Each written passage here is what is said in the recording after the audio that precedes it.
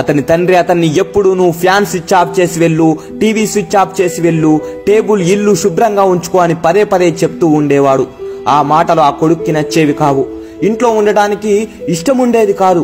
నిన్నటి వరకు ఆ తండ్రి మాటలు ఇష్టం లేకపోయినా వినేవాడు. కానీ ఈ రోజు అతనికి ఒక ఉద్యోగానికి పిలుపు వచ్చింది. ఉద్యోగం రాగానే వేరే చోటికి వెళ్లిపోవాలని మనస్సులో అనుకున్నాడు. ఇంటర్వ్యూకి బయలుదేరాడు.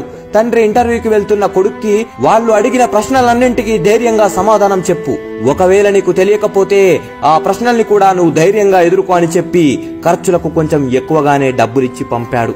ఆ కొడుకు ఇంటర్వ్యూ జరుగుతున్న అడ్రస్ కు వెళ్లాడు. అంత పెద్ద బిల్డింగ్ కి సెక్యూరిటీ లేదు. గేట్ యొక్క గడి కొంచెం వెళ్తున్న వాళ్ళ చేతికి తగిలేటట్లు ఉంది. దాన్ని సరిచేసి లోపలికి వెళ్లాడు. లోపల గేట్ కి రెండు పక్కల చిన్న చిన్న మొక్కలు ఉన్నాయి. ఆ మొక్కలకు నీళ్లు పట్టి ట్యూబ్ ను నడిచే దోవలో పడేసి ఆ తోటవాడు మోటార్ ఆఫ్ చేయడానికి వెళ్లిపోయాడు.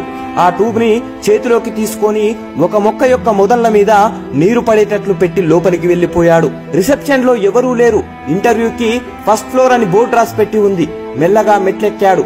దారిలో నిన్న రాత్రి వేసిన లైట్లు వెలుగుతూనే ఉన్నాయి. ఎవరు ఆఫ్ చేయకుండా ఉన్నాయి.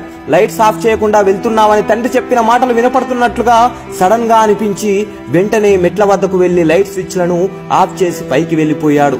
ఫస్ట్ ఫ్లోర్ లో ఒక పెద్ద హాల్లో చాలా మంది కూర్చొని ఉన్నారు. అంతమందిని చూసి నాకిక్కడ ఉద్యోగం దొరుకుతుందా అని మనసులో అనుకుంటూ ముందుకు అడుగులు వేశాడు. అక్కడ ఫ్లోర్ పై ఉన్న మ్యాట్ పై వెల్కమ్ తలక్రిందులుగా ఉంది. దాన్ని కాలితో సరిచేసి లోపలికి వెళ్లిపోయాడు. ఆ హాల్లో ముందు వరుసలో చాలా మంది కూర్చొని ఉన్నారు. వెనుక వరుస ఖాళీగా ఉంది. కానీ ఫ్యాన్ తిరుగుతూ ఉంది. గదిలో ఎవరూ లేనప్పుడు ఫ్యాన్ ఎందుకని వాళ్ళ అమ్మ అన్నట్లు మాటలు వినపడ్డాయి. వెంటనే ఫ్యాన్ స్విచ్ ఆఫ్ చేసి ఇంటర్వ్యూకి వచ్చిన వారితో కలిసి కూర్చున్నాడు. ఇంటర్వ్యూకి వచ్చిన వాళ్ళని ఒక దారిలో నుంచి లోపలికి పంపి వేరే దారిలో నుండి బయటకు పంపిస్తున్నారు. దానివల్ల లోపల ఎటువంటి ప్రశ్నలు అడుగుతున్నారో అనే విషయం తెలుసుకోలేకపోయాడు. లోపల ఏ ప్రశ్నలు అడుగుతారో అనే భయంతోనే లోపలికి వెళ్లి నిలబడ్డాడు. అతని సర్టిఫికేట్స్ తీసుకున్న అధికారి తెరిచి చూడకుండానే మీరు ఉద్యోగంలో ఎప్పుడు చేరుతారో అని అధికారి అతన్ని అడిగాడు.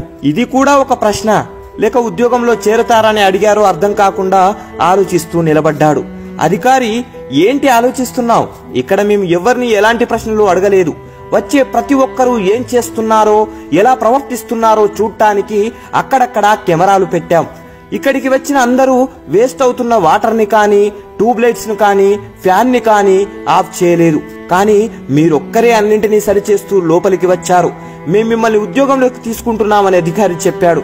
నాన్న చెప్పే మాటలన్నీ నాకు విసుగు తెప్పించేవి, కానీ ఆ మాటలిప్పుడు నాకు ఉద్యోగం ఇప్పించాయని సంతోషపడ్డాడు. తండ్రి మీద ఉన్న కోపం మొత్తం పోయింది. ఉద్యోగంలో చేరేటప్పుడు నాన్నని కూడా ఇక్కడికి తీసుకురావాలని మనస్సులో అనుకుంటూ ఇంటికి బయలుదేరాడు. తండ్రి మన కోసం ఏం చెప్పినా ఏం చేసినా మన భవిష్యత్తుకి మంచి జరగాలని చేస్తాడు.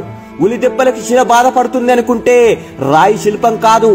ఆ బాధని తట్టుకున్నప్పుడే ఆ రాయి శిల్పంగా మారుతుంది. తండ్రి మనలో ఉన్న చెడుని ఉలిపెట్టి కొట్టినట్లు పొగుడుతాడు. తల్లి బిడ్డని పాలిచ్చి లాలించి కథ చెప్పి పడుకోబెట్టి పెంచుతుంది. కానీ తండ్రి అలా కాదు. తాను చూడని లోకాన్ని తన కొడుకు చూడాలని తన భుజంపై కూర్చోబెట్టి లోకాన్ని చూపిస్తాడు. తల్లి ఒక కవిత అయితే తండ్రి ఒక చరిత్ర. తల్లి కష్టపడేదాన్ని కనిపెట్టొచ్చు, కానీ తండ్రి కష్టాన్ని పక్కవారు చెప్తే కానీ కనిపెట్టలేరు. మనకి తండ్రి 5 సంవత్సరాల వరకు గురువులాగా, 25 సంవత్సరాలకు శత్రువులాగా కనిపించే తండ్రి గురించి ఆయన చనిపోయిన తర్వాత ఆయన గొప్పతనం తెలుస్తుంది. తల్లి వృద్ధాప్యంలో కొడుకు లేదా కూతురింట్లోనే ఉండి తన జీవితాన్ని గడుపుతుంది. తండ్రి అలా ఉండలేడు. చివరి వరకు ఒంటరిగానే ఉండిపోతాడు. అందువల్ల తల్లిదండ్రుల్ని ప్రాణాలతో ఉన్నప్పుడే ప్రేమగా చూసుకోకుండా ప్రాణంతో లేనప్పుడు బాధపడే ప్రయోజనం లేదు. బ్రతికుండగా తల్లిదండ్రులకు కడుపు నిండా ప్రేమగా 4 ముద్దలు పెట్టండి. సంతోషంగా మరికొంతకాలం జీవించే అవకాశం కల్పించండి. జై హింద్.